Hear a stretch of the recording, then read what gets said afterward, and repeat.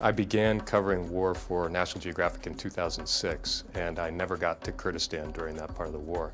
And in fact, I really didn't have any idea who the Kurds were back then. And I happened to meet some wounded Kurdish soldiers in Baghdad, and I started to think, who are these guys? I've never even heard of them. Where do they live? And so going north to Kurdistan after covering the war in the south was like going to a different country. I think the story of the Kurds is one of the most important ones I've ever been involved with, because these are people who've been largely left alone to face the greatest terrorist threat in the world. And they have been an important American ally, but after the Iraq war sort of slowed down, the Americans left them to their own fate. And now they're standing strong against ISIS, and very few other groups can do that. I'd like people to learn from this show more about the Kurds, who they are, what they're facing, and why they're going to be an important ally for the West going forward. They are facing an enormous challenge right now in trying to keep their country stable while they fight off this enormous enemy.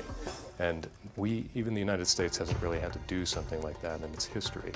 So it's a unique struggle, and I think Americans will sympathize greatly with the Kurds. The most lasting impact was made by a few of the people that I interviewed, including the female commander of the women's battalion.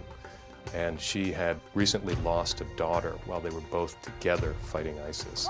So mother and daughter were fighting on the same front line. Daughter was under the mother's command, and the daughter was killed by mortar fire. And that was an incredibly powerful story to hear, because it's not every day that you meet someone who has given so much to defend their homeland. When I hear ISIS, it makes me angry, actually. This struggle comes closest to good versus evil.